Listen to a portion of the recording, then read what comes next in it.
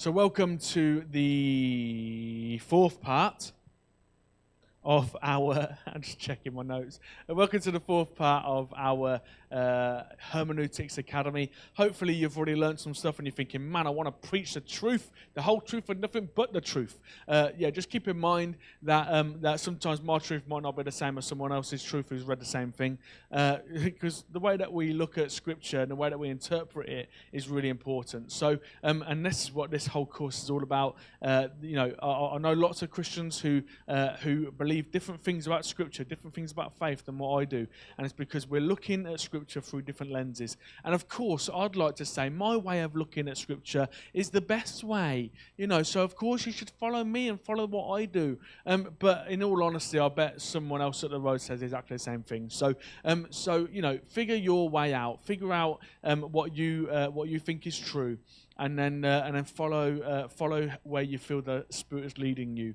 But please, try to preach truth the best you can. Also, a good thing to do when you're putting sermons and stuff together, when you're putting information together that you're going to speak out, find out the sources of your information or who's given you the information. I heard a preacher say recently something on the old TV, and I thought, wow, what an amazing bit of information. I'm going to use that on Sunday. And then I thought, I wonder if that's common knowledge. I better find out if it's even true. Started searching the internet, and I searched and searched and searched. It took about 3 hours to find this one little tiny book that gave a bit of historical context to what this preacher had said in his talk. And I thought, man, this guy must have done loads and loads and loads of research, or he's maybe just heard someone else and then just regurgitated that information. I'm not really one for regurgitating information. I want to know that it's true and I'm preaching the truth. This stage, this pulpit is an important place to be, and so we should be mindful of the fact that we are here to preach God's truth, and we shouldn't be just preaching any old thing. Anyway, having said all of that, we're going to look at another way of interpreting Scripture. We're going to talk about looking at it through a historical lens, okay? Or a literal lens. Lots and lots of people, when they read the Scripture, will read it as a historical book, and it is a historical book. In fact, Scripture is literally the most vast compilation of history that is probably known to mankind. In most areas, in most of history, that's what it's been. You can imagine the encyclopedias and stuff that we have today a whole lot more vast than that. But up until a certain time, the Bible itself was essentially a vast array of historical sort of records. It goes into some real depth in terms of names and dates and how old people were when they lived and when they died and all that sort of stuff. There's loads and loads of historical evidence in there for the history of mankind, and certainly in the Near East or the ancient Near East. There's so much history in there, and so it's right that sometimes we read Scripture through a historical lens. It's also important that when we do so, we don't take everything with the like it is exactly what God meant it to say. So, for example, let me tell you once again about Genesis chapter 1.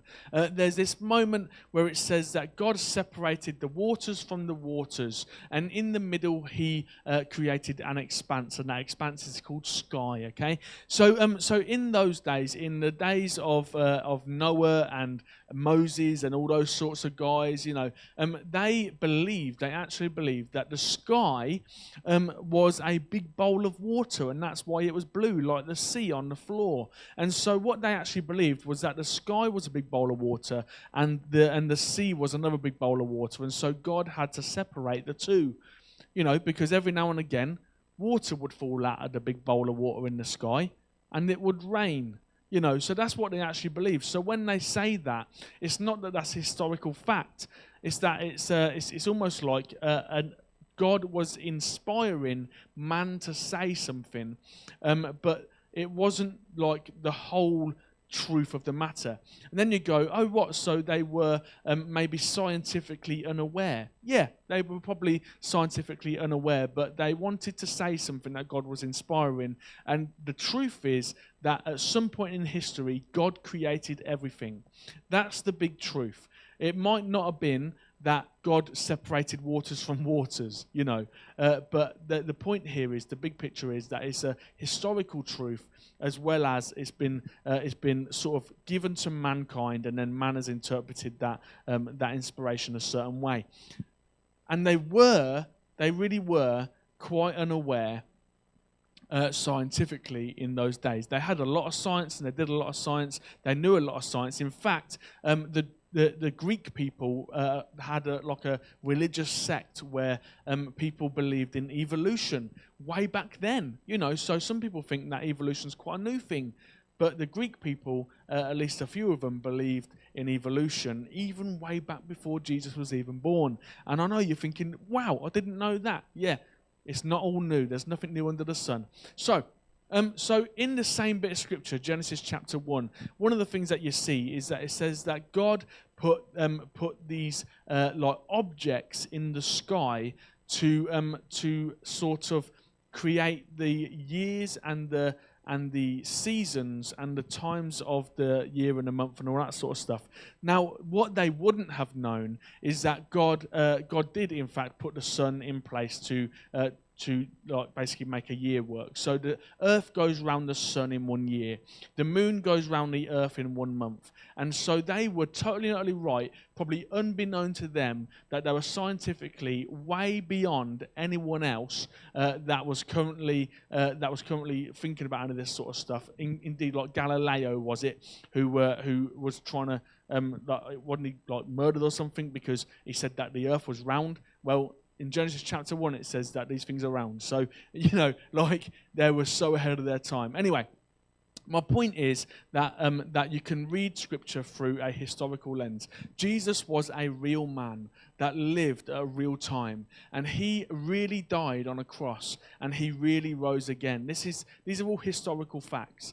And so we can read Scripture literally and historically as real things that actually happened, at the same time as we can also read Scripture and go, well, what was meant by when God inspired that to be written in the case of the last session that we did? But it's important that we do read it as history. It is a real book. It is a real collection of historical notes, and sometimes better than a lot of others. Luke, the Gospel of Luke, is written by a doctor, historian. It's a real piece of historical work. It's amazing.